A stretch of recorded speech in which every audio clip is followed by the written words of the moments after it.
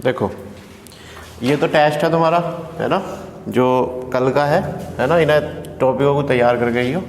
और ये कोशिश करा करो कि जब तुम्हें एक चैलेंज मिला है तो उसे एक्सेप्ट करो, यानी कि जब ब्लड से क्वेश्चन आएंगे तो देखो ना कि मैं कितना पढ़ सकता हूँ, कि कैसी क्या चीज़ होगी जो मुझसे ना हो रही है ना। चलो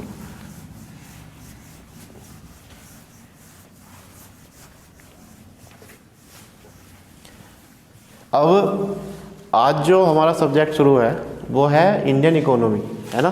देखो इकोनॉमिक्स और इकोनॉमी ये दोनों अलग है। इकोनॉमिक्स है अर्थशास्त्र, ठीक है। इकोनॉमिक्स क्या है?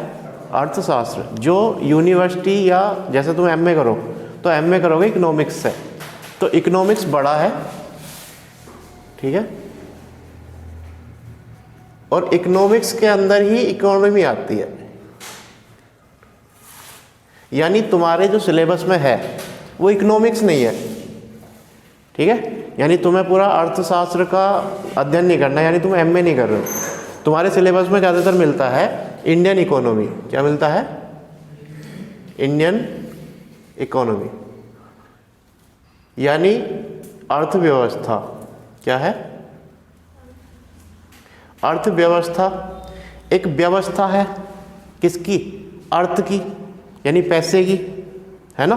तो पैसे की व्यवस्था को पढ़ना है हमें, जो किसके कॉन्टेक्स्ट में? भारत के कॉन्टेक्स्ट में, ठीक। यानी अगर तुमसे पूछा जाए कि तुम इकोनॉमिक्स पढ़ के आए हो या इकोनॉमी पढ़ के आए हो, तो तुम यहाँ पढ़ के जाओगे इंडियन इकोनॉमी, ना कि इकोनॉमिक्स, ठीक है। इकोनॉमिक्स है अर्थशास्त्र। क्या है ये? अर्थशास्त्र। और इकोनॉमी क्या है? अर्थव्यवस्था।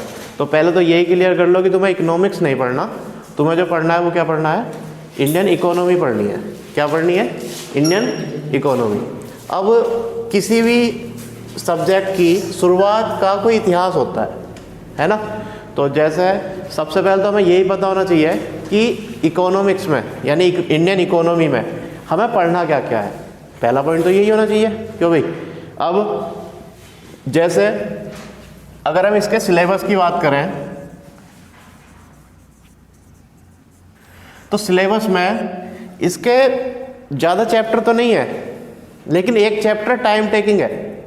और अगर तुमने इसे जल्दबाजी में पढ़ा तो ये सब्जेक्ट तुमने देखा होगा कि बहुत कम स्टूडेंटों का अच्छा होता है ना। तो इस सब्जेक्ट में हम टाइम दे के पढ़ेंगे, यानी चाहे हमें टाइम कितना भी लग जाए, लेकिन इस सब्जेक्ट के क्वेश्चन गलत ना हो, ठीक है। और ये इसलिए करना है हमें क्योंकि जब हमारा कंपटीशन होता है ना, तो कंपटीशन दो स्टूडेंटों के बीच में है, ठीक है। और दो स्टूडेंटों में इस सब्जेक्ट को बहुत रेयर केस में पढ़ते हैं लोग, है ना। जो वनडे वाले होते हैं वो तो छूते ही नहीं इसे, कि इकोनॉमी तो पता नहीं क्या है। लेकिन जो यूपीएससी वाले हैं या वो हैं, वो ध्यान देंगे इन पर। अब क्या हुआ कि पेपर हुआ तुम्हारा, दो जने हैं पेपर देने गए, अगर इकोनॉमिक्स के क्वेश्चन आ गए, है ना, तो तुमने अगर इकोनॉमिक्स पे दिमाग लगाया है, ऐसा नहीं है तुमने और सब्जेक्ट पे दिमाग नहीं लगाया भाई। अगर तुमसे हिस्ट्री से, पॉलिटी से या ज्योग्राफी से क्वेश्चन आ रहे हैं तो तुम्हें उतना आता है जितना दूसरों पे आ रहा है ना। लेकिन तुम अब एडवांस क्या नॉलेज गेन करोगे? एडवांस नॉलेज में तुम गेन करोगे क्या? इंडियन इकोनॉमी, ठीक। अगर हमने जल्दबाजी करी तो ये सब्जेक्ट रिल जाएगा, क्योंकि बहुत ही सेंसिटिव है, मतलब बहुत ही ऐसा सब्जेक्ट है कि थोड़े से शब्दों में सिर में दर्द कर देगा। ये एक शब्द ही इतना बड़ा बड़ा उच्चारण करता है इसका, ठीक है। तो अब इसका सिलेबस देख लो कि हमें किस तरीके से पढ़ना है ना। किसी भी चीज़ का सबसे पहले क्या होता है? इतिहास। तो यानी पहला पॉइंट क्या होगा? भारतीय अर्थव्यवस्था का इतिहास। देखो ये इस तरीके से पढ़ना सब्जेक्ट को कि हम इसे इम्प्लीमेंट कैसे करेंगे। यानी जैसे मान लो कि तुम्हें कल कहीं सजेशन करना हो कि तुम्हें अपनी अर्थव्यवस्था का मैनेजमेंट करना है, चाहे वो घर की हो या बाहर की हो, है ना। तो इसमें हम क्या करेंगे? हम सीखेंगे कि पैसा कोई ऐसी चीज़ तो है नहीं कि आपके लोग ही कर रहे हैं इसका वो कंजप्शन। पैसा तो शुरू से था, और हमें ये भी पता है कि एक टाइम पे इंडिया इतना रिच था कि दूसरे देश के लोग इतने ऐसी नज़रों से देखते हैं कि कैसे भी करके इंडिया में जाना है ना। तुम्हें पता होगा कि एक टाइम पे इंडिया सोने की चिड़िया कहलाया जाता था, ठीक। तो जब हम एक टाइम पे इतने अमीर थे तो हम अमीर क्यों थे? क्या ऐसा कुछ वापस नहीं हो सकता कि इंडिया सबसे रिच हो जाए? तो पहले हमें ये तो पता हो कि रिच हुआ कैसे, ऐसा क्या था इंडिया में जो रिचनेस आई उस पर इंडिया पे। तो उसके लिए हमें जाना पड़ेगा कहाँ? इतिहास में। अब इसे क्या करते हैं, जो ज़्यादातर तुम क्लासेस पढ़ोगे या कहीं भी पढ़ोगे, इसे शुरू कर देते हैं अंग्रेज़ों के टाइम से। अरे भाई अंग्रेज़ों के टाइम से तो हमारी इकोनॉमी का ख़त्म होना शुरू हुआ है ना। हमारी इकोनॉमी में जो शेयर था ना वो 23.6 और 26.6, जैसे यूरोप का शेयर इतना था और इंडियन इकोनॉमी का शेयर इतना था, यानी जो सबसे ज़्यादा पावरफुल था उसका शेयर इतना था जब तक अंग्रेज नहीं आए थे, और इंडियन का इतना था दुनिया की जीडीपी में, ठीक। और जब ये गए तो इंडिया का शेयर रह गया 3%। तो पहले हमें ये तो पता चला कि 23% था कैसे, है ना। तो तुम सोच के देखो कि जो ये आज विकसित देश बने फिर रहे हैं, हम इनके कंपेयर में थे, और इससे पहले अगर देखें तो इनसे भी रिच थे हम, है ना। तो इस वजह से हमें ये चीज़ कहाँ पता चलेगी? इसमें भारतीय अर्थव्यवस्था का इतिहास। अब ये इतिहास 3 पार्टों में बांट दिया गया। कितने पार्टों में? 3। सबसे पहले प्राचीन, फिर मध्यकालीन और फिर औपनिवेशिक। औपनिवेशिक, ठीक है।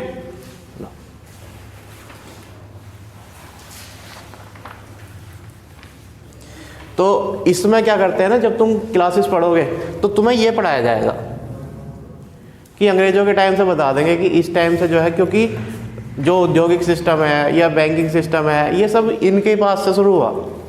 पहले तो राजतंत्र ही था ना, लेकिन हम पीछे जाके पढ़ेंगे कि कैसे कैसे क्या टैक्सेशन सिस्टम था, क्या कहाँ से पैसे आते थे। यानी हम प्राचीन से शुरू करेंगे। कहाँ से शुरू करेंगे? प्राचीन से, फिर शुरू करेंगे मध्यकाल से, फिर आएंगे जहाँ बाकी पढ़ रहे हैं। औपनिवेश पर हम तब आएंगे जब हमारी पहले की क्लैरिटी होगी। अब इसमें हमें 2 फायदे लगेंगे। जब हम प्राचीन पढ़ेंगे तो प्राचीन हमें फिर भी पढ़ना, रिवीजन करना, है ना। मध्यकालीन फिर भी रिवीजन करना। और अगर किसी ने प्राचीन का और मध्यकाल का कौन सा सेक्शन, आर्थिक सेक्शन नहीं पढ़ा, तो उसके लिए बेस्ट क्लास है। क्यों? क्योंकि अगर आर्थिक सेक्शन नहीं पढ़ा और आर्थिक से ही क्वेश्चन पूछे जाएंगे, है ना। देखो वो क्वेश्चनों का ट्रेंड अब गया कि सीधा सीधा पूछ लिया कि अकबर कब मरा, अकबर का जन्म कब हुआ, है ना। अब क्वेश्चन जो है थोड़ा नॉलेजेबल आ रहे हैं। नॉलेजेबल भी कैसे कि तुम्हारा जो वेल्थ का सिस्टम था, किसका? वेल्थ का, वो कैसे था इन तीनों टाइम पे। और आज हम ऐसा क्या कर सकते हैं जो हमें उसी स्तर पे पहुंचा दिया जाए जहां हम पहले कभी थे। यानी इंडिया को सोने की चिड़िया कहते थे, उसके पीछे कोई रीज़न होगा कि इसलिए कहते थे, है ना। चलो अब उसके बाद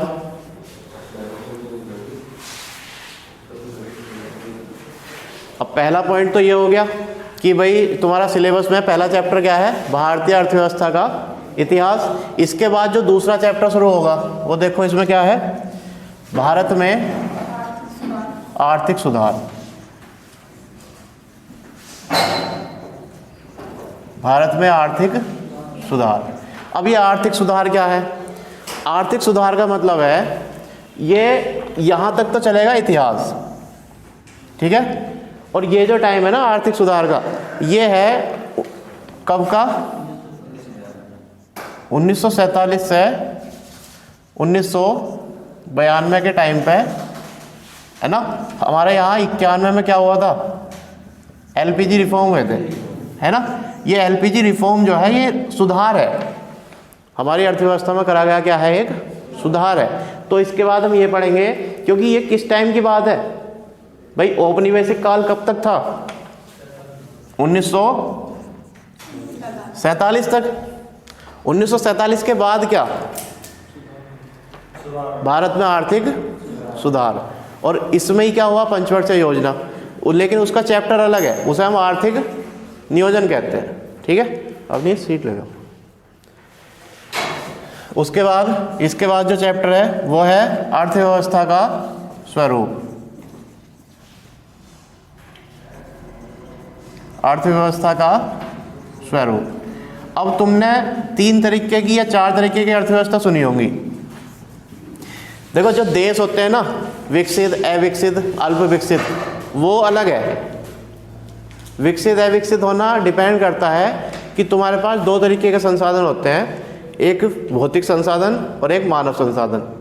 जब ये दोनों डेवलप्ड हो जाओ, जैसे भौतिक संसाधन हमारे पास है लेकिन हमारे पास टेक्नोलॉजी नहीं है, जैसे वेनेजुएला है, वेनेजुएला के पास सबसे ज़्यादा भंडार है ना ऑयल का, लेकिन उसके पास क्या नहीं है, टेक्नोलॉजी नहीं है ना। तो ये रीज़न होता है कि विकसित और न विकसित होने का, कि अगर तुम्हारे पास प्राकृतिक संसाधन है लेकिन तुम्हारे पास क्या नहीं है, टेक्नोलॉजी नहीं है, तो तुम टेक्नोलॉजी सीख रहे हो और उसे क्या कह रहे हैं, विकासशील कह रहे हैं। तो ये चीज़ें यहीं बता दी जाएंगी जब तुम आर्थिक सुधार पढ़ोगे, है ना। एक बार फिर से देखो अर्थव्यवस्था जब हम शुरू करते हैं तो हम पैसे की व्यवस्था के बारे में बात करने वाले हैं। जब पैसे की व्यवस्था के बारे में बात करेंगे तो सबसे पहले तो हमें इतिहास में जाना पड़ेगा कि पैसा आया कैसे, कहीं से तो शुरुआत हुई होगी, है ना। एक टाइम ऐसा था जब पत्थरों से इंसान मार रहा था, खा रहा था, है ना। लेकिन उसके बाद धीरे धीरे क्या हुआ भाई, उसने हड़प्पा सभ्यता में आया वो, फिर वैदिक सभ्यता में आया वो, है ना। तो धीरे धीरे उसने अपना जीवन क्या बना लिया, टफ बना लिया। अब तुम सोच के देखो कि तुम्हारा उद्देश्य सिर्फ इतना होता है कि मुझे खाने को मिल जाए, बाकी बस कपड़े हो और बाकी कुछ ना हो, एक छोटी मोटी छत हो, ना गाड़ी का वो हो, ना बाइक का हो, है ना, ना कहीं जाना हो ना कहीं आना हो, कि मुझे नहीं देखना, मुझे तो यहीं रहना, जैसा पहला था। तो कितना सुकून हो जाएगा। फिर क्या करोगे, खेती करोगे, गेहूँ उगाया, दाल उगाई और खा रहे हैं पूरे साल, किससे कोई मतलब नहीं।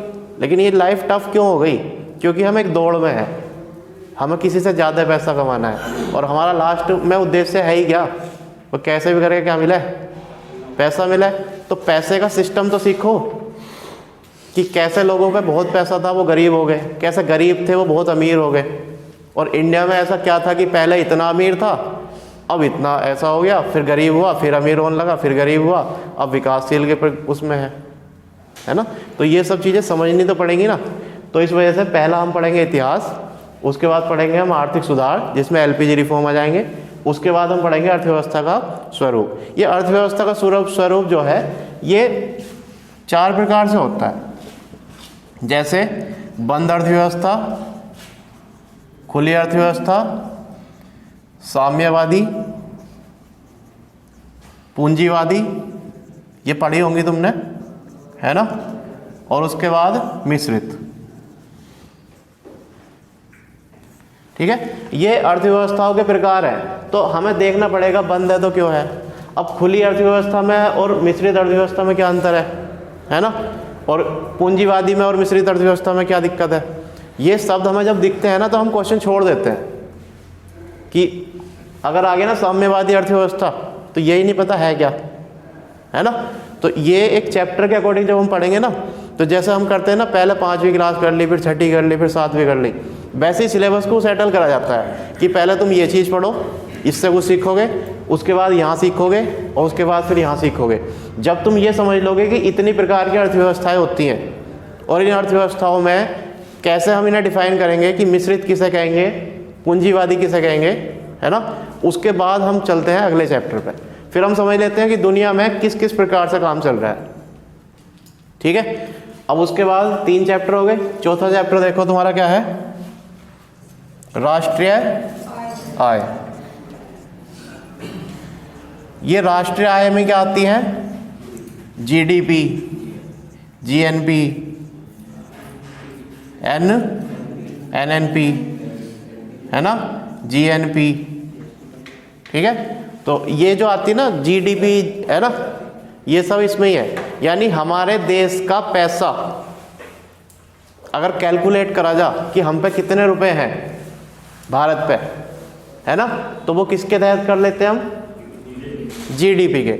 जीडीपी होती है पूरे विश्व में शेयर कितने % का है, पूरे विश्व में शेयर, पूरे विश्व के पैसे का शेयर, ठीक है। और जो एनएनपी होती है, नेट नेशनल प्रोडक्ट, ये होती है किसी देश की आय, किसी एक देश की आय। तो जीडीपी और जीएनपी में क्या अंतर है, जीडीपी को हम कैलकुलेट करेंगे पूरे विश्व के कॉन्टेक्स्ट में और एनएनपी को काउंट करेंगे हम अपने देश के रूप में, ठीक है। तो इसमें हम ये सीखते हैं कि कैसे तो हम जीडीपी निकाल लेंगे, कैसे हम अपने देश के पैसे निकाल लेंगे, ठीक है। चलो अब उसके बाद अगला चैप्टर तुम्हारा आर्थिक नियोजन। ये मैं चैप्टर इसलिए बता रहा हूँ तुम्हें क्योंकि इसके जो शब्द है ना ये समझने लायक है। जैसे नियोजन है, तो नियोजन का मतलब प्लानिंग है। नियोजन का मतलब क्या है, प्लानिंग है। तो यानी जब तुम्हारी 5 ईयर प्लानिंग चली, क्या चली, 5 ईयर प्लानिंग, ये 5 ईयर प्लान आए थे ना, तो 5 ईयर प्लान जो आए थे वो इसमें आए थे, आर्थिक नियोजन में। तो कभी भी तुम्हें अगर क्वेश्चन दिखाई दे आर्थिक नियोजन संबंधित है, तो आर्थिक नियोजन मतलब कि किस तरीके से तुमने प्लान करके आर्थिक अपना रूप बढ़ाया, ठीक है। तो प्लान कब करे हमने प्लान करे जब हम 1950 में हम आज़ाद हुए, 1951 से पहली पंचवर्षीय योजना शुरू हुई थी, ठीक है। तो चैप्टर देख लो, इतिहास पढ़ेंगे पहले, फिर पढ़ेंगे एलपीजी रिफॉर्म, फिर पढ़ेंगे कैसी कैसी अर्थव्यवस्थाएं हैं, उसके बाद पढ़ेंगे राष्ट्रीय आय और उसके बाद आर्थिक नियोजन। उसके बाद जो अगला चैप्टर है तुम्हारा वो है बैंकिंग सुधार।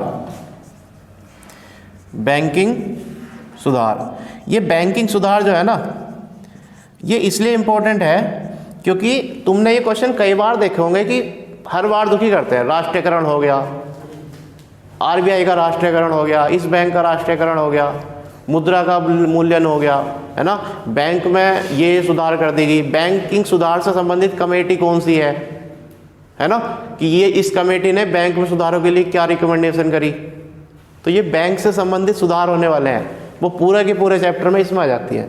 अब चाहे वो राष्ट्रीयकरण हो, चाहे वो कमेटी हो, चाहे वो आयोग हो, ठीक है, उसका चैप्टर क्या है, बैंकिंग सुधार। उसके बाद आ जाता है राजकोषीय नीति। क्या नाम है चैप्टर का, राजकोषीय नीति, ठीक। राजकोषीय नीति मतलब जैसे हमारे देश का एक कोष है, निधि है ना, तो उन्हें उनमें से पैसा निकालना, है ना, यानी यहाँ आ जाता है तुम्हारा पॉलिटिक्स, क्या, पॉलिटी। देखो इकोनॉमिक्स में जब तक तुम सारे सब्जेक्ट कवर नहीं करोगे तब तक ये नहीं समझ में आएगा। क्यों, क्योंकि इसमें सरकार भी इंटरफेयर करेगी, इसमें हिस्ट्री भी इंटरफेयर करेगी, इसमें ज्योग्राफी भी इंटरफेयर करेगी, उद्योगों में, है ना। तो ये एक ऐसा सब्जेक्ट है जो सब सब्जेक्टों का एक ऐसा संयोग है कि सब कुछ इसमें समा जाता है। जैसे हिस्ट्री से सीखेंगे कैसा पैसा कलेक्ट करा, कैसे खर्च हुआ, क्यों इतना अमीर हो गए, क्यों इतना गरीब हो गए। एलपीजी रिफॉर्म से ये सीखेंगे कि हम बिल्कुल पट होने वाले थे, मुद्रा भंडार खत्म हो गया था, तो हमने ऐसा क्या कर दिया, मान के चलो तुम्हारे घर में पैसे खत्म हो जा, है ना, तो एक कंडीशन ये तुम्हारा घर ही तो है, पैसे खत्म हो गए, करोगे क्या। तो ये चीज़ हम सीख रहे हैं कि जब हमारे देश में मुद्रा भंडार खत्म हो गया था तो हमने हेल्प करी थी, हेल्प मांगी थी वर्ल्ड के जो अंतर्राष्ट्रीय संगठन है कि साहब पैसे चाहिए, बताओ क्या करें, है ना, कर दे देंगे पैसे, पर हमारी कुछ शर्तें हैं। तो यानी तुम भी सोचो कि पैसे खत्म हो गए तो हम जब किसी से मांगने जाएंगे तो वो हमारे सामने शर्त रखेंगे, है ना, फिर उन शर्तों के लिए हमें तैयार रहना पड़ेगा। अब शर्तें तो रखेंगे ही, लेकिन हमें इससे सीखना ये है कि शर्तें जब उन्होंने रखी तो उसके बाद हमें उससे लाभ हुआ शर्तों से, या उन शर्तों से हानि हुई, या उन शर्तों को हम कैसे हैंडल करेंगे। अब इन्होंने अगर दिए भी होंगे पैसे तो कुछ तो लिया होगा, है ना। अब जैसे मान लो इन्होंने पैसे दे दिए हमें, तो हमने ऐसा क्या काम करा जो हम इन्हें वापस करेंगे, तो ये चीज़ सिखाएगा ना यहाँ से, तो ये बहुत कुछ सिखाने वाली चीज़ है ना। लेकिन इसमें इंटरेस्ट आना जरूरी है। अब इंटरेस्ट 2 वजह से है सब्जेक्ट में, एक इस वजह से क्योंकि किसी का सब्जेक्ट ही ठीक नहीं होता, बहुत रेयर केस में मान के चलना कि तुम्हारे 20 या 30% स्टूडेंट ऐसे होते हैं जो इकोनॉमी को सब्जेक्ट चुनते हैं, है ना। तो एक तो ये हो गया कि उनकी कैटेगरी में पहुंचना है कि इकोनॉमी को ढंग से पढ़ेंगे। दूसरा ये हो गया कि एक इकोनॉमिक्स अगर तुम हो तो तुम्हारे घर में कभी भी इस तरीके की कंडीशन नहीं है पैदा होंगी जिसमें वो कर्जे वाला सीन हो जा, क्योंकि सिखाएंगे हमारे देश ने कर्जा लिया है ना, तो उससे हम कैसे आगे निकले, ये सब चीज़ें इसमें ही है। ठीक, अब देखो बैंकिंग सुधार में समझ में आ गया क्या है। राजकोषीय नीति में, राजकोषीय नीति मतलब जैसे गवर्नमेंट क्या क्या सुधार करती है, गवर्नमेंट नीतियाँ बनाती है, आर्थिक नीति, भारत की आर्थिक नीति है ना, तो ये गवर्नमेंटल है, राजकोषीय नीति। अब इसके बाद जो अगला पोर्शन है, अगला क्या है, बजट। इस चैप्टर से क्वेश्चन आते हैं और क्वेश्चन करंट बेस्ड आते हैं कि आपके बजट में कितना घाटा हुआ, राजकोषीय घाटा क्या है ना, बजट कितने परसेंट किस सेक्टर में गया, कितने परसेंट पहले जाता था, कब रेलवे से बजट अलग हुआ, कब रेलवे में जोड़ दिया गया, है ना। तो ये बजट सेक्शन से क्वेश्चन आते हैं, लेकिन हमें पता तो चले कि बजट बनेगा कैसे, बजट है क्या, पॉलिटी में कहाँ है ना। तो ये पूरा का पूरा एक चैप्टर है। ठीक, अब उसके बाद इसके बाद जो है ना ये चैप्टर विदेश व्यापार, ये सबसे इम्पोर्टेंट चैप्टर है। विदेश व्यापार इसलिए इम्पोर्टेंट है क्यों, क्योंकि इसमें अंतर्राष्ट्रीय संगठन शामिल होंगे। इसमें लिख लो अंतर्राष्ट्रीय संगठन। तो अंतर्राष्ट्रीय संगठनों के बारे में हम किस चैप्टर में पढ़ेंगे, विदेश व्यापार वाले में। ठीक, अब इसके बाद जो है वो चैप्टर है तुम्हारा मुद्रास्फीति। मुद्रास्फीति मतलब महंगाई।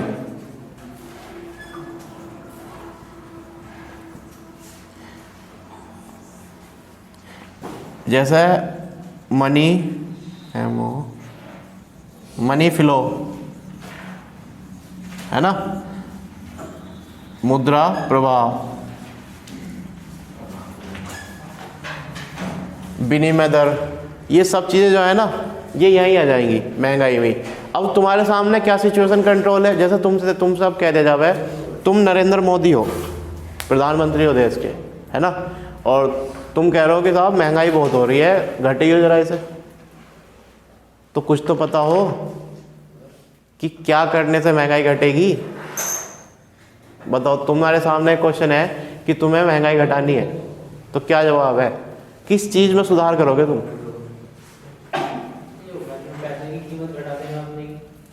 अपने पैसे की कीमत घटा दे में, मतलब हमारे पैसे की कीमत घटाने से तो विदेश वालों को फायदा होगा, हमारे देश में क्या होगा, रिवर्स रेपो रेट बढ़ा देनी चाहिए। हाँ, ये बैंकिंग सिखाता है ना। रिवर्स रेपो रेट का मतलब है ये जो है ना तुम्हारे पास बैंकिंग में CRR, SLR और RR और BR और बहुत सारे हैं। इसमें ना जैसे CRR है तो बैंक अपने पास जितना भी पैसा उसके पास है उसका कुछ परसेंट कैश के रूप में रिजर्व रखता है। SLR में वो पैसा भी हो सकता है, वो सोना भी हो सकता है। ठीक है, अब एक बात बताओ, जब लोगों के पास पैसा ही बहुत है तो वो खर्च ज़्यादा करेंगे या नहीं? तो यानी मार्केट से पैसा खींचना है। अगर तुम्हारे पास पैसा नहीं है, पैसा तुम्हारे पास है नहीं, तो तुम महंगी चीज़ खरीदोगे नहीं, खरीदोगे, फिर तुम सस्ते में काम चलाओगे ना। अब लोगों के पास पैसे का प्रवाह इतना हो चुका है, जैसे मान लो लोन इतने दिए जा रहे हैं, अब तरह तरह की ऐप आ गई कि पाए 2 मिनट में लोन, है ना। हाँ, अब 2 मिनट में लोन मिल रहा है, किसी को पैसे की ज़रूरत है तुरंत मिल गए, तो वो भी है ना, चलो दे देंगे अगले महीने। तो पैसे का प्रभाव बहुत ज़्यादा हो गया। यानी मार्केट से अगर तुम्हें सिंपल एक लॉजिक लगाना है, केवल एक लॉजिक से नहीं, बहुत सारी उससे होता है, लेकिन एक लॉजिक हम ये कह सकते हैं कि अगर हमें महंगाई घटानी है तो हमें मार्केट से पैसा कम करना पड़ेगा, यानी मुद्रा का प्रवाह क्या करना पड़ेगा, कम करना पड़ेगा। और यही चीज़ें होती हैं यहाँ से। तो पैसे की वैल्यू कम कर देंगे जब भी मुद्रा ज़्यादा। वैल्यू से मतलब नहीं है, पैसे की वैल्यू का क्या मतलब है, मतलब पैसे की कीमत घटा देंगे तो सामान हमें महंगा मिलेगा, तो पैसा जाएगा सरकार के पास। देखो पैसे की कीमत हम किसके लिए घटा रहे हैं, किसकी कंपेयर में घटा रहे हैं? पैसे की कीमत तो ट्रेडिंग को लेके घटाई जाती है। हाँ, पैसे की कीमत घटाई जाती है अंतर्राष्ट्रीय स्तर के रूप में। जैसे तुम जो कह रहे हो ना, इसे कहते हैं मुद्रा का अवमूल्यन, ये चैप्टर है, मुद्रा ह्रास कहते हैं जिसे, है ना। अब इसमें क्या है, जैसे डॉलर मान लो 80 रुपये का है, तुम्हारा $1 कितने का है, 80 का है, ठीक है। अब तुम कह दो कि हम जो है इसे घटा रहे हैं, मतलब हम $1 कितने में खरीद रहे हैं, 100 में खरीद रहे हैं, तो ये तुम्हारे मूल्य का ह्रास हुआ। और किसकी ग्रोथ हुई, डॉलर की, ठीक है। तो मूल्य का घटाना अंतर्राष्ट्रीय स्तर पर डिपेंड करेगा, किस पे, अंतर्राष्ट्रीय स्तर पर, ठीक है, जिसे मुद्रा का मूल्यन कहते हैं। जो चैप्टर है ना, ये कहाँ गया, मुद्रास्फीति, ये पूरा का पूरा चैप्टर यही है। महंगाई क्यों बढ़ेगी, महंगाई कैसे घटेगी। अगर हमने मार्केट में, हुआ है ये काम, इंदिरा गांधी ने किया था कि अपने पैसे की वैल्यू घटा दी, तो हमारे देश में क्या हुआ था कि पैसा आना शुरू हो गया था। ये अंतर्राष्ट्रीय स्तर पर मार्केट को ग्रो करेगा, ठीक है। चलो, तो ये हो गया मुद्रास्फीति। अब इसके बाद जो अगले चैप्टर हैं वो ऐसे देख लो, ठीक। उसके बाद क्या है, बैंकिंग। बैंकिंग में हम पढ़ेंगे इन्हें, जो CRR SLR ये हैं, यानी बैंक जो है कि बैंक कैसे काम करती है, ठीक है। अब उसके बाद अगला चैप्टर क्या है, उद्योग। उद्योग मतलब इंडस्ट्री। इंडस्ट्रियों का, जैसे मान लो कि सबसे पहले इंडस्ट्री कहाँ लगी, वो किस चीज़ की थी, इंडस्ट्रियों से कितना पैसा हमें आता है ना।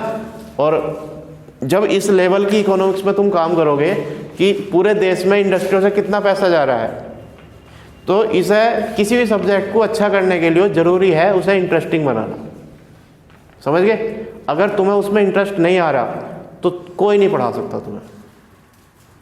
और कहते हैं ना कि पढ़ने वाला सेल्फ स्टडी करके पढ़ लेगा, तो सेल्फ स्टडी भी तभी होगी जब तुम सब्जेक्ट में डूब जाओगे कि हाँ अब सब्जेक्ट में मज़ा आ रहा है।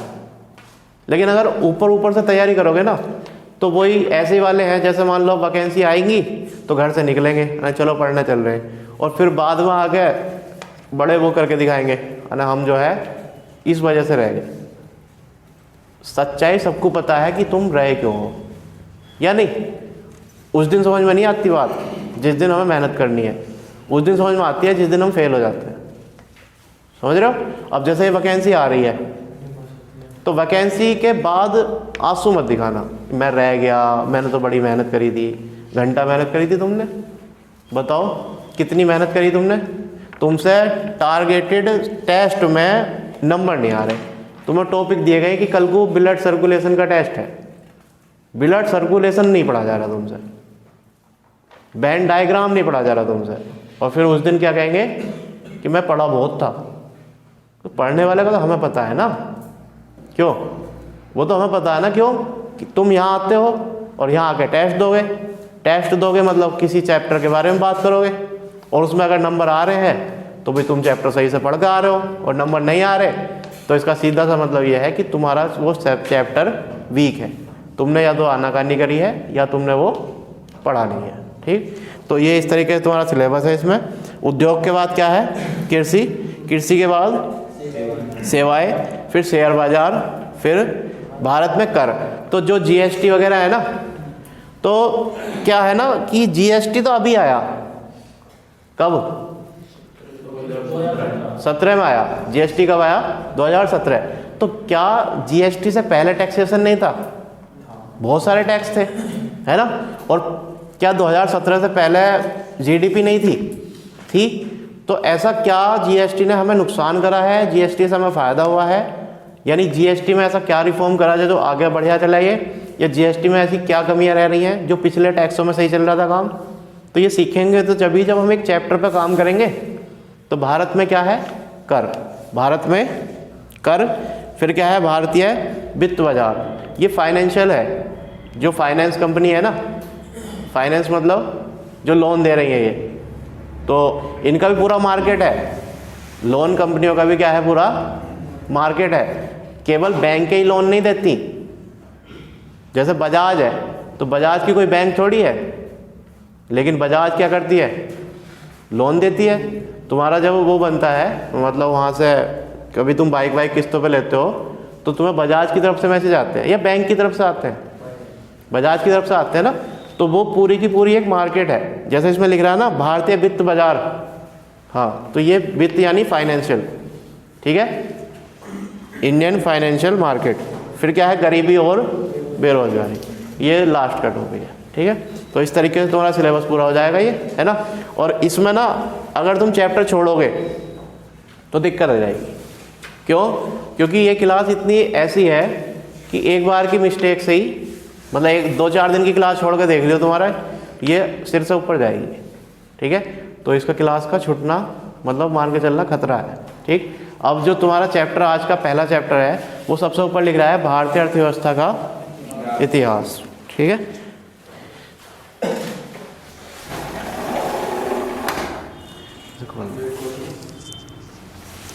खिड़की खोल दो। भारतीय अर्थव्यवस्था का क्या है, इतिहास है। अब तुम्हारे पास जो सीट है उस सीट में हमने क्या करा है ना कि हिस्ट्री से लेके हम चले हैं, यानी प्राचीन से। कहाँ से? प्राचीन से।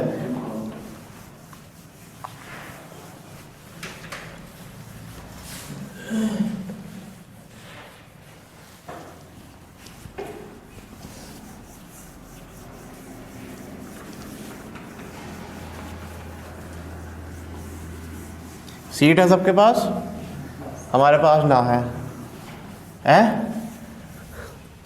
तो ले जाओ, फिर लेट मत आया करो, ठीक है। लेके आओ जल्दी सवेरा, ये क्लास रुकती है फिर बीच में। लो ले जाओ और दे दो जिसे भी चाहिए, दोनों ले जाओ, 2 पेपर है, इसे भी ले जाओ, इसे भी, ठीक है। देखो, जब हम इतिहास की बात करते हैं और वो भी किस कॉन्टेक्स्ट में, अर्थव्यवस्था के कॉन्टेक्स्ट में, तो हमें इतना पता है कि इतिहास 3 सेक्शन में तो बटा हुआ है ही। एक प्राचीन, एक मध्य और एक, इसे औपनिवेशिक हम अर्थव्यवस्था में मानते हैं। किसमें? अर्थव्यवस्था में, क्योंकि इस टाइम तक क्या थे हम, औपनिवेश थे। किसका उपनिवेश थे? ब्रिटिशर्स का, ठीक है। इनकी टाइम ड्यूरेशन जो है ये अज्ञात से चलता है, कब तक? 711 एडी। ये 711 एडी से कब तक? 1707 एडी। और ये चलता है 1707 से 1947 एडी तक। इस तरीके से इसकी टाइम ड्यूरेशन है, ठीक। अब इसमें सबसे पहला सेक्शन जो हमें पढ़ना है वो क्या पढ़ना है? प्राचीन। प्राचीन में जो सबसे पहला चैप्टर है वो तुम्हें पता है कि पाषाण काल है। क्या है? पाषाण काल। तो पाषाण काल के लोग ना तो पढ़े लिखे थे, है ना उन्हें पैसे से कोई मतलब था। उन्हें क्या करना था? वो मारो और खाओ, जहाँ से जो मिला है ना। ये ज़िंदगी अगर आज होती तो सही होता, बेकार होता? क्यों भाई? ना पढ़ना पड़ता, ना नौकरी की तैयारी, है ना। अपना जहाँ फल मिल रहे फल खा लो, है ना। चलो, तो जो प्राचीन सेक्शन है, इस प्राचीन सेक्शन में सबसे पहला तो पाषाण काल था। लेकिन पाषाण काल में कोई इकोनॉमिक क्या एक्टिविटी नहीं है, ठीक है। इसमें कोई पैसे वाला सीन है नहीं। लेकिन जो कौन सा है? हड़प्पा सभ्यता। हड़प्पा सभ्यता में धीरे धीरे ये सिखाया गया कि कैसे तुम अपना जीवन व्यतीत करोगे। जैसे सबसे पहले जो कृषि आई थी ना, कृषि पाषाण काल में किस में आई थी? नवपाषाण काल में क्या आई थी? कृषि। लेकिन ये डेवलप्ड नहीं थी, है ना। ये इतनी नहीं थी कि सरप्लस हो जा चीज़ें, भंडार भर जा, बस खाने लायक ही थी, ठीक है। तो यानी कृषि जो आई सबसे पहले वो नवपाषाण काल में आई। लेकिन जो डेवलप्ड कृषि आई, यानी हाईली डेवलप्ड,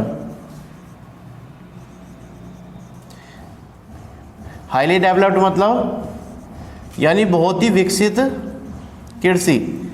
अब तुमने भी पढ़ा है कि हड़प्पा सभ्यता में अगर कोई इनकम का सोर्स पहले रूप में था, मतलब सबसे पहले अगर माना गया तो माना गया कृषि को। किसे माना गया? कृषि को। कृषि में ये इतनी विकसित कृषि करते थे कि एक ही समय पर 2 फसलें बोते थे, है ना, मल्टीपल क्रॉप्स। ये तो तुमने पढ़ा ही है। और क्रॉप रोटेशन,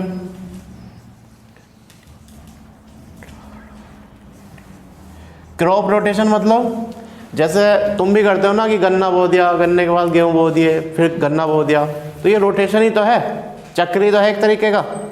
तो यहाँ से हमें क्या चीज़ सीखने को मिल रही है? यहाँ से हमें ये चीज़ सीखने को मिल रही है कि सबसे पहली बार जब खेती होती थी ना, तो खेती में इस तरीके की खेती वो कर लेते थे कि उनके खुद के घरों के भंडार होते थे। खुद के घरों में क्या होते थे? भंडार होते थे।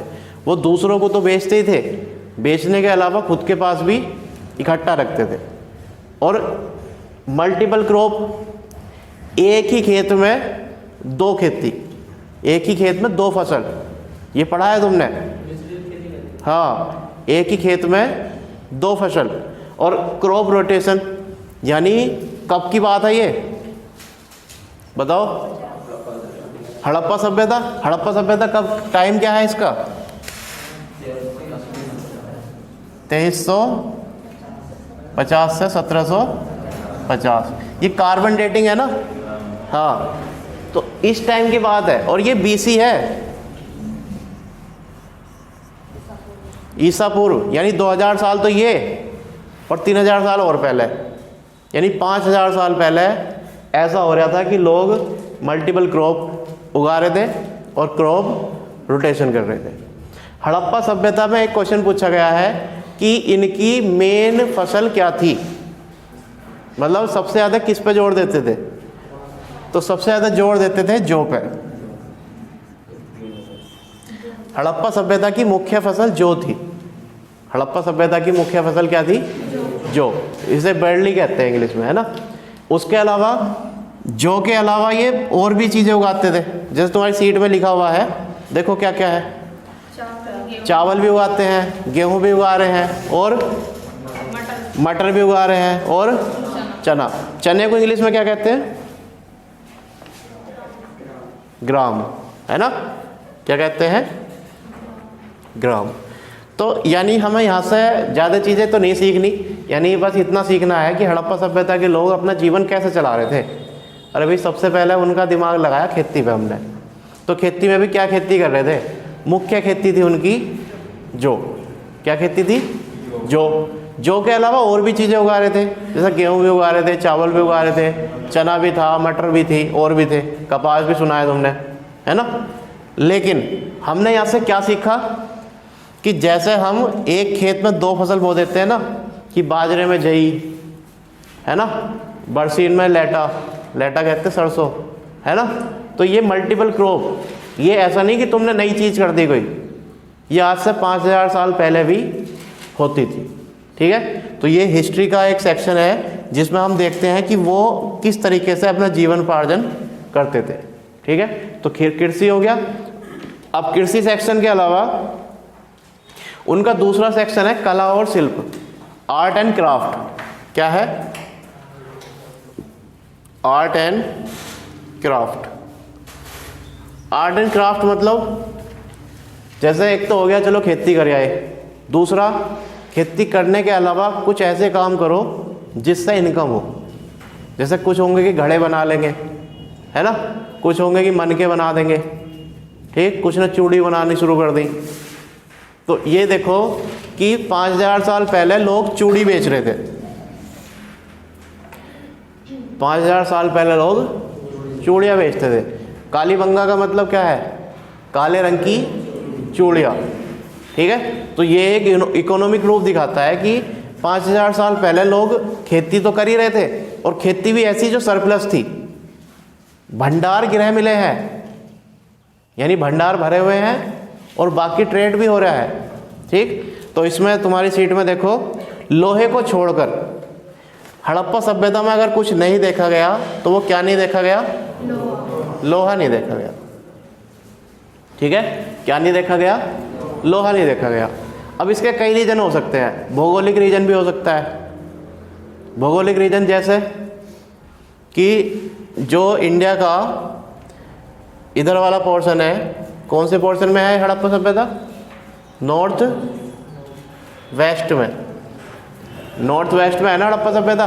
तो नॉर्थ वेस्ट में लोहे का कोई इतना भंडार जैसा कुछ है नहीं।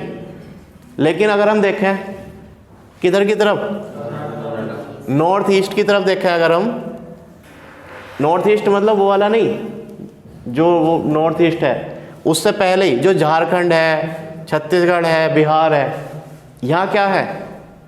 लोहे की खाने हैं, लोहा एस की खाने हैं। तो एक रीज़न ये भी हो सकता है कि उस टाइम पे लोहा वहाँ नहीं था। अब लोहे के आने से बहुत बड़ा विकास होगा आगे आने पे। अब हमें ये बात नोटिस करनी है कि हड़प्पा सभ्यता के जीवन पार्जन जो कर रहे थे, एक तो कर रहे थे खेती की वजह से, खेती में मुख्य फसल जो थी। उसके अलावा वो दूसरा काम कर रहे थे, जैसे उन्होंने धातुओं की चीज़ें बनानी शुरू करी। लेकिन धातु जो थी ना, उनके पास एक धातु नहीं थी जिसका क्या नाम था? लोहा। और ये क्वेश्चन इतना इजी क्वेश्चन लगता है कि हड़प्पा सभ्यता में नहीं पाने जाने वाली धातु है, तो नहीं पाने जाने वाली धातु कौन सी है? लोहा। यानी लोहा हड़प्पा सभ्यता में कभी नहीं देखा गया। ठीक है, अब उसके बाद देखो चांदी की भी चीज़ें बनाई इन्होंने, कांसे की भी बनाई, पीतल की भी बनाई। अब इस चीज़ का पता कैसे चला?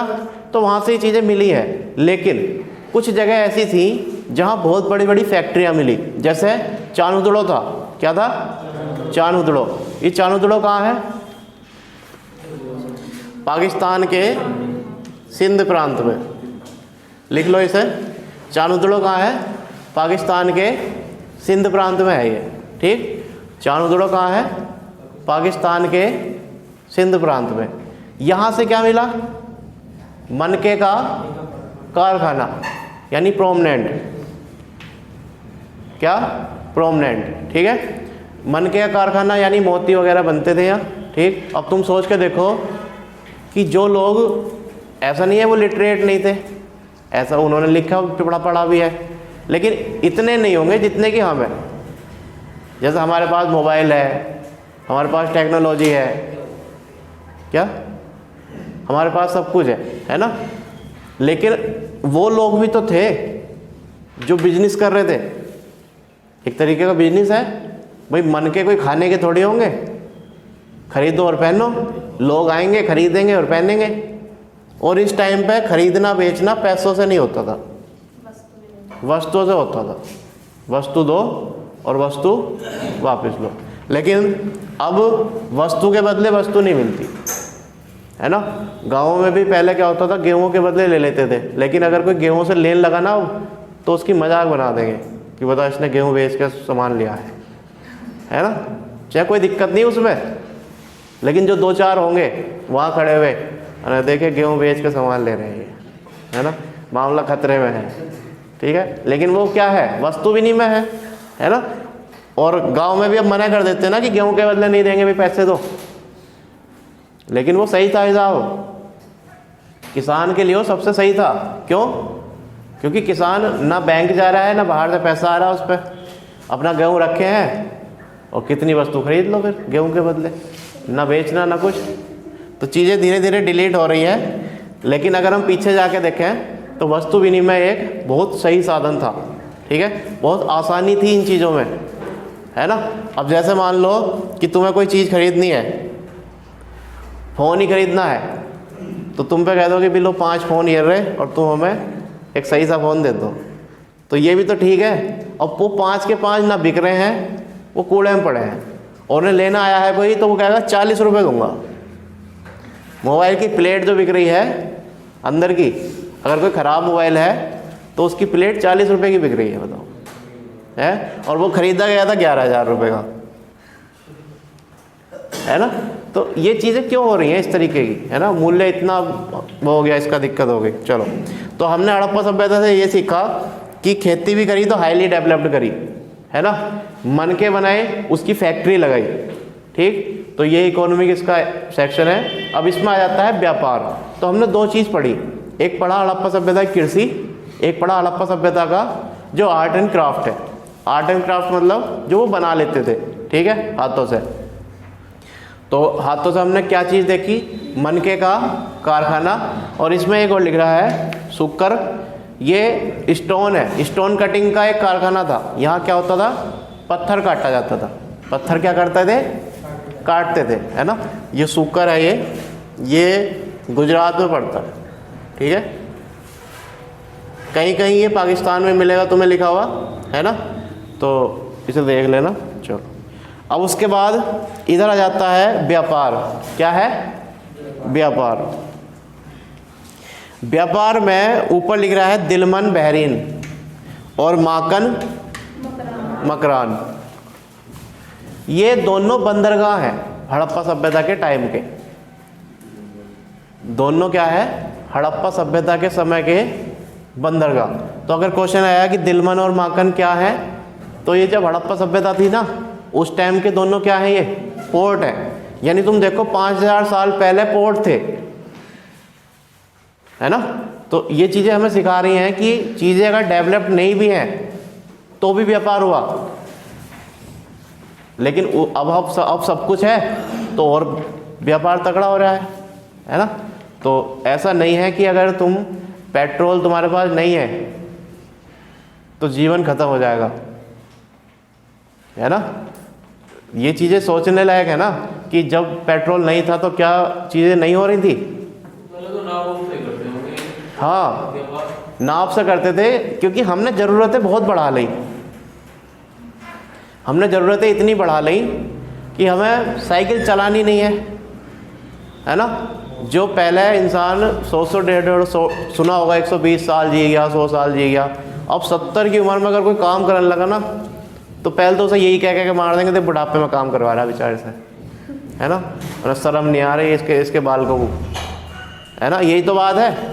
लेकिन जैसा अमिताभ बच्चन है, बतेरी उम्र है, अब उसे क्या में, क्योंकि अभी से एक बच्चे को शर्म नहीं आ रही, बुढ़ापे में काम करा रहा है ना। तो ये चीज़ें उनके दिमाग में नहीं चलती। क्यों? क्योंकि और यहाँ रह के क्या ही करोगे। अगर तुमने आराम करना शुरू कर दिया ना तो शरीर जाम। आराम मतलब शरीर जाम, आराम हराम नहीं, आराम मतलब शरीर जाम, ठीक है। तो जितना शरीर को तपाओगे उतना ही स्ट्रांग बनेगा, समझ गए। तो कहाँ से कहाँ पहुँच गए, है ना। हम पहुँच रहे थे कि बंदरगाह थे किसके, हड़प्पा सभ्यता के दो, जिनके नाम क्या क्या थे, दिलमन और माकन। ये दोनों बंदरगाह मेसोपोटामियन सभ्यता में है।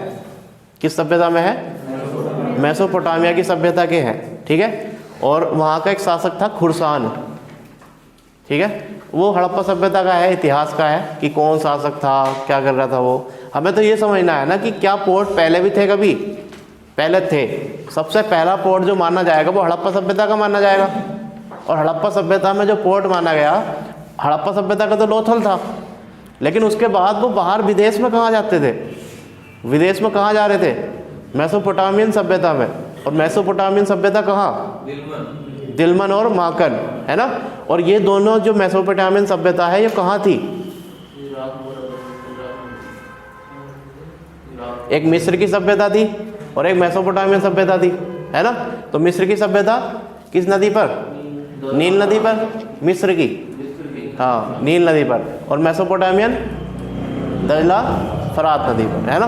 तो हमें ये चीज़ समझनी है कि जब ऑयल नहीं था, ये सब कुछ नहीं था, तब भी ट्रेड होता था, है ना। और लोगों का जीवन पहले आसान था, अब हर कोई भाग दौड़ में है ना। क्यों? क्योंकि हमारी इच्छाएं अधिक हैं। कोई भी जो धर्म है ना, जैसे बौद्ध धर्म है या ये सब धर्म है, ये सब यही कहते हैं कि अगर तुम्हें शांति चाहिए ना तो अपनी इच्छाओं को मार दो, इच्छा ख़त्म कर दो। मुझे पैसा चाहिए, मुझे नौकरी चाहिए, मुझे इज्जत चाहिए, है ना। कुछ नहीं चाहिए तुम्हें, बस सुबह को रोटी मिल जाए, शाम को रोटी मिल जाए और बात ख़त्म। तुम 4-5 महीने भी इस बात को सोच कर रह रहे ना कि खेत है, बोऊंगा, अपना खाऊंगा और किसी से कोई मतलब नहीं, तो भी कोई दिक्कत नहीं है। लेकिन हमने इतना टफ बना लिया कि अगर नौकरी ना लगी ना तो जीना भारी कर देंगे, है ना। हाँ, तो ये चीज़ें हमारी एक्सपेक्टेशंस है और सही भी है। कहीं ना कहीं तुम पीछे रहोगे तो पिछड़ जाओगे, दूसरे फिर तुम्हें वो करेंगे, अरे चल बे चल हटा चलो। हाँ ठीक है, देश की तरक्की। चलो अब देखो इसमें तो व्यापार में हमने देखा कि दो ये पोर्ट थे, मेसोपोटामियन सभ्यता के थे। अंतर्राज्य और अंतर्राष्ट्रीय दोनों तरीके से व्यापार होता था। अंतर्राज्य मतलब हम भारत के अंदर भी व्यापार करते थे और भारत से बाहर भी व्यापार करते थे। जैसे सोना हम कर्नाटक से मंगाते थे। मेसोपोटामियन सभ्यता जो हड़प्पा सभ्यता है उसमें सोने के जो मिले हैं, ये मिला है कि वो कर्नाटक तक ट्रेड करते थे, ठीक है। उसके बाद सीसा मध्य एशिया से, उसके बाद नीलम पत्थर, ये हिंदी करना मत करना लेकिन इंग्लिश जरूर करना, एमेथिस्ट।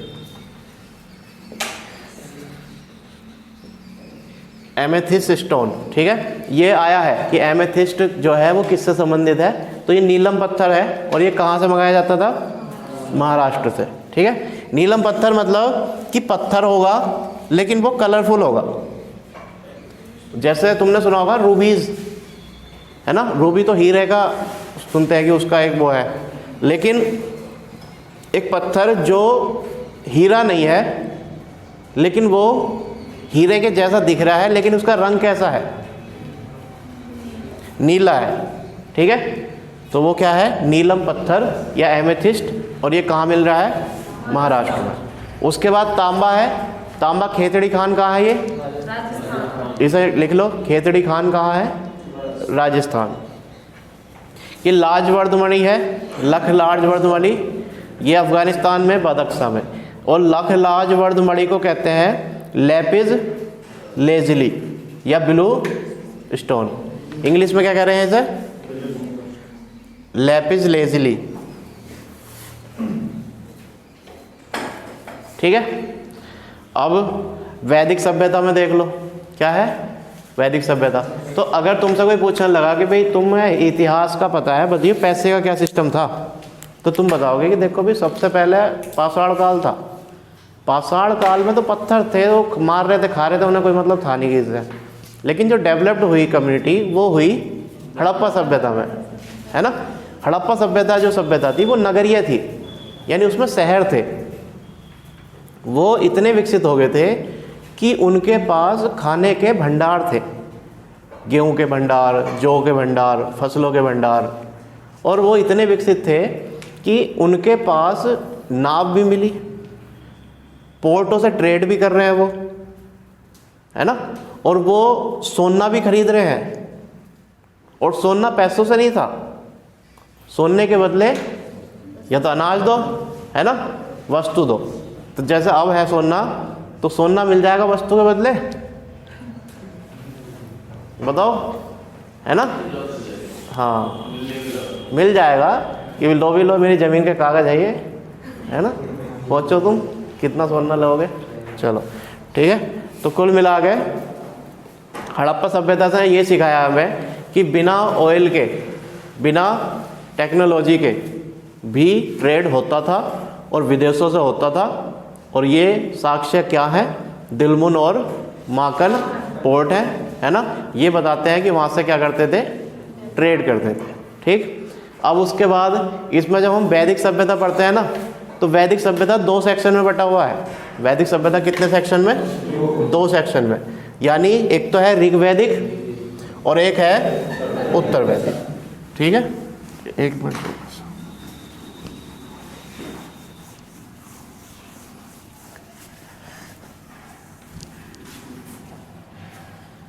देखो पहले तो वैदिक सभ्यता का टाइम ड्यूरेशन बता दो क्या था, 1500 से 600, ठीक है।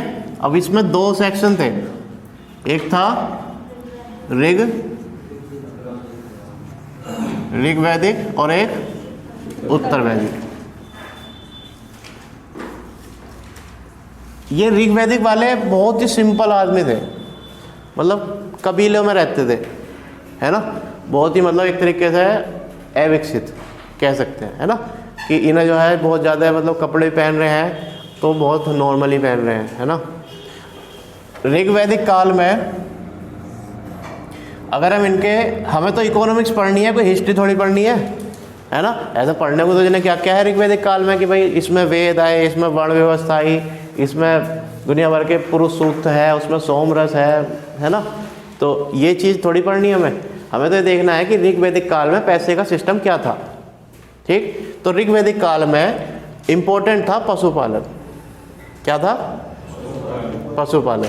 और इसमें सबसे कीमती जो वस्तु मानी जाती थी वो गाय मानी जाती थी। क्या मानी जाती थी? गाय। गाय को कहते थे अगन्या। क्या कहते थे? अगन्या। और कितनी भी बड़ी से बड़ी वस्तु गाय के बदले में ली जा सकती थी। ठीक है, यानी सबसे कीमती वस्तु अगर कोई थी तो वो क्या थी? गाय थी।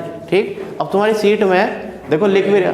लावारिस कर दें गाय तो। हाँ, अब देखो एक टाइम ऐसा था कि जब गाय सबसे बहुमूल्य थी, और एक टाइम ऐसा है जब कोई गाय खरीदने को तैयार नहीं हो रहा, है ना।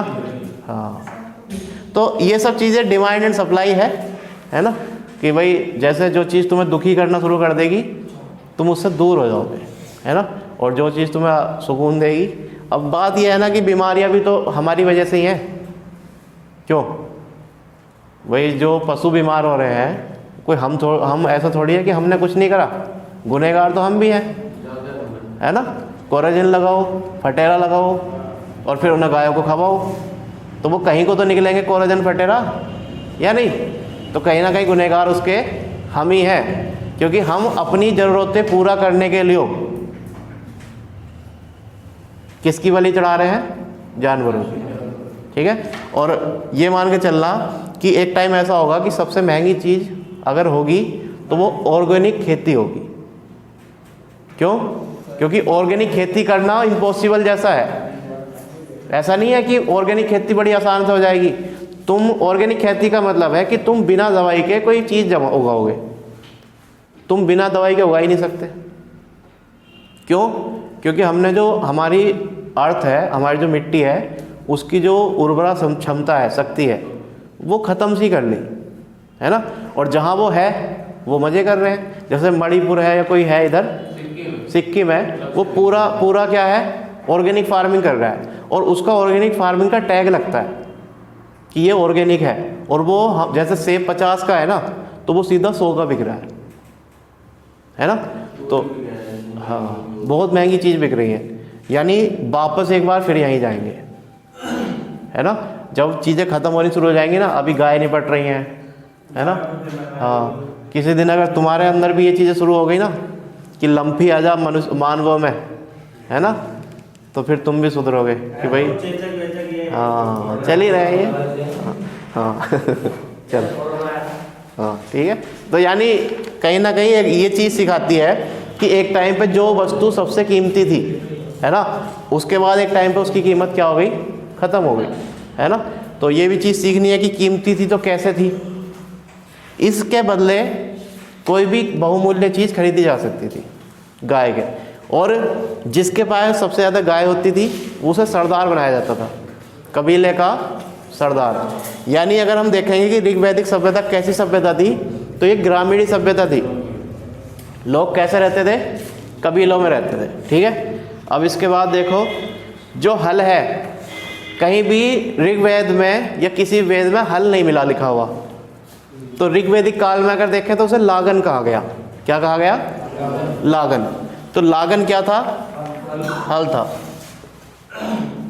जैसे अगर हम कहें कि भाई क्या ऋग्वैदिक काल में कृषि के साक्ष्य कुछ मिला, तो मिला तो है, लेकिन इतना हाईली डेवलप्ड नहीं मिला। वहाँ से हमें क्या मिला? लागन मिला है, जो क्या था? एक हल था। और ये क्वेश्चन भी आया है कि लागन क्या था, तो लागन क्या है? हल है।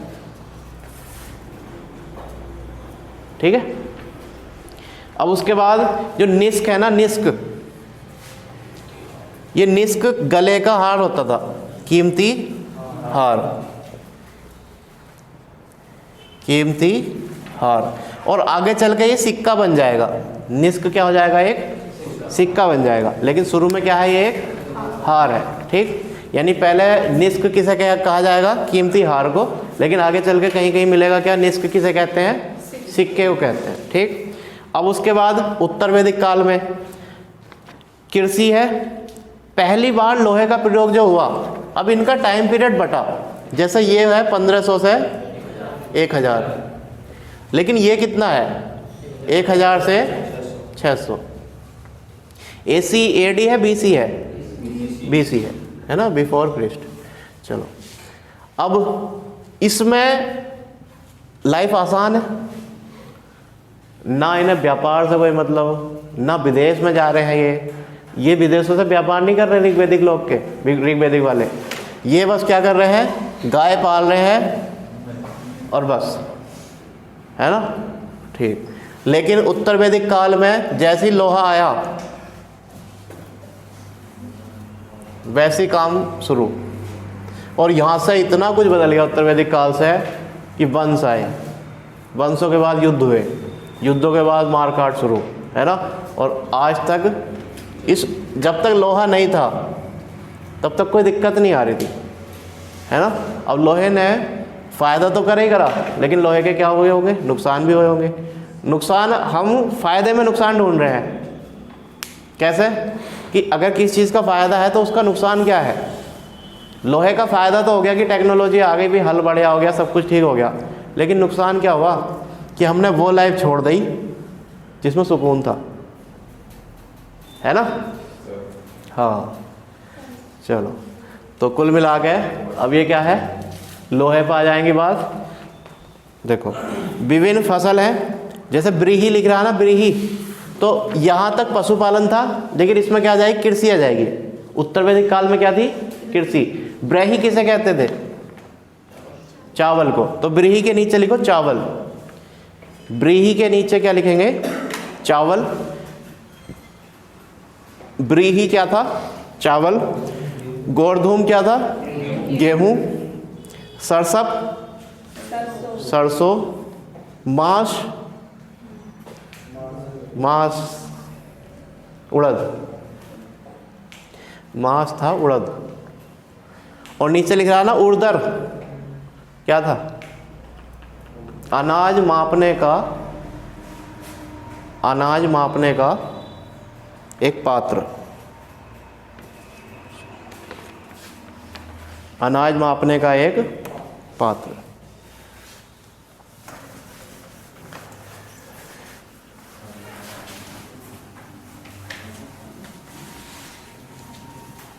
तो अगर हम देखें कि आज की क्लास में क्या क्या चीज़ें मिली हैं, तो पहला तो यही मिला है कि हड़प्पा सभ्यता में 3 चीज़ों पे डिपेंड थे, कृषि पे, आर्ट एंड क्राफ्ट पे और व्यापार पे।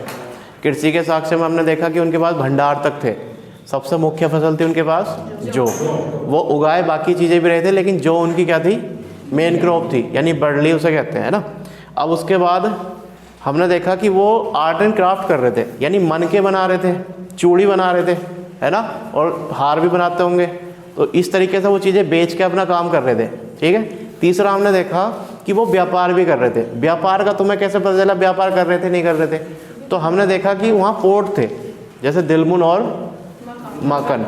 ये कहाँ के पोर्ट हैं, मेसोपोटामियन पोर्ट है, मेसोपोटामियन सभ्यता के पोर्ट है। ठीक। उसके बाद हमने देखा कि हमने पढ़ा वैदिक सभ्यता।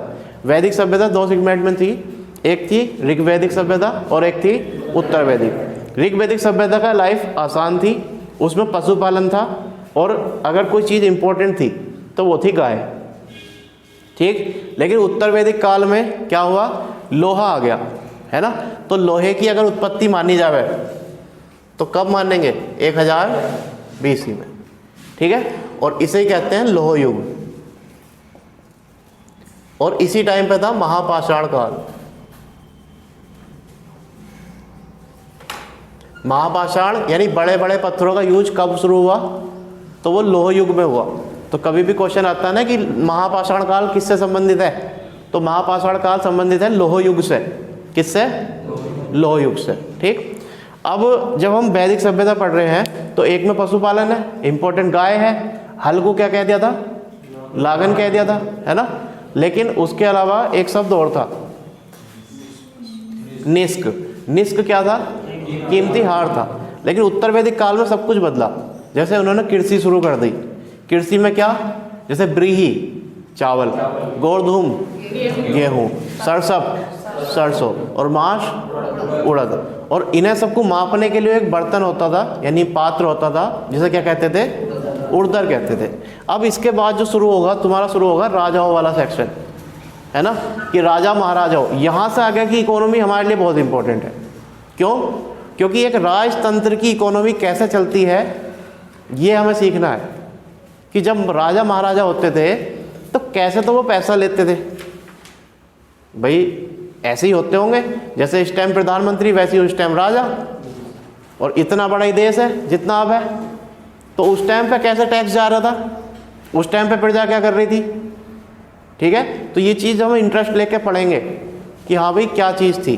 तो जैसे हम देखेंगे मौर्य काल, तो मौर्य काल का, या मौर्य काल से थोड़ा सा पहले महाजनपदों में सबसे इंपॉर्टेंट था मगध। क्या था?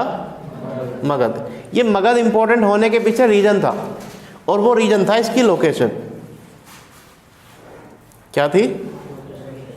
लोकेशन। ये मगध को दोनों तरफ से नदियां घेरती हैं, तीनों तरफ से, तीन तरफ से क्या घेरती हैं? नदियां। और यहाँ है अंग। ठीक है, और ये बिहार वाला रीजन है। ठीक है, यहाँ है सोन नदी,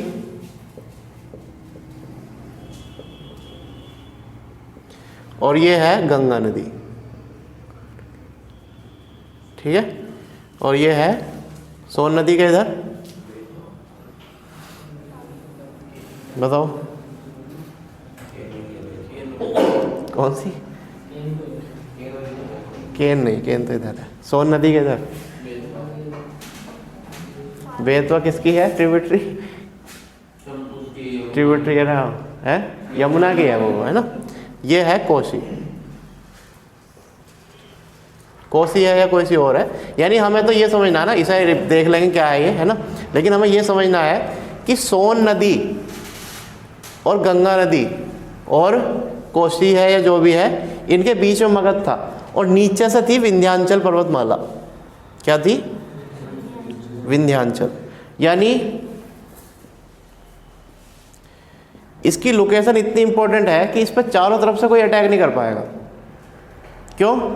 इधर से पहाड़ है, कोई भी चढ़ेगा दिख जाएगा कि भाई आ रहा है ऊपर से, है ना। इधर से नदी है, इधर से नदी है, ऊपर से नदी है। और ये रीजन बिहार वाला था। बिहार, यहाँ थोड़ा सा यूपी सा भी है ना इस कोट पे। ठीक, तो मगध में अगर हम, ये क्वेश्चन आया है, ये आईएएस का क्वेश्चन है, ये पूरी लोकेशन डिस्क्राइब करी थी कि मगध विंध्याचल पर्वतमाला के पूर्व में तथा गंगा नदी के, विंध्याचल पर्वतमाला के उत्तर में तथा गंगा नदी के दक्षिण में स्थित था मगध। लेकिन हमने आज तक यही नहीं पता कि मगध था कहाँ, है ना। तो मगध जो था वो सोन नदी से इधर, गंगा नदी से नीचे और विंध्याचल पर्वतमाला के ऊपर था। और इसकी इस लोकेशन की वजह से ही ये बहुत सबसे ज़्यादा सेफ था, यानी कोई भी राजा महाराजा यहाँ रह के जल्दी से पराजित नहीं होता था। ठीक है, यानी जब हम हिस्ट्री पढ़ेंगे ना तो बहुत लंबे समय तक मगध के बारे में पढ़ेंगे, है ना। तो यहाँ से शुरू होता है तुम्हारा मौर्य काल। बाकी क्लास कल पढ़ेंगे, है ना। लेकिन ये इंटरेस्टिंग हो जाएगा अब कि राजा महाराजा कैसे अपनी इकोनॉमी चलाते थे। ठीक है।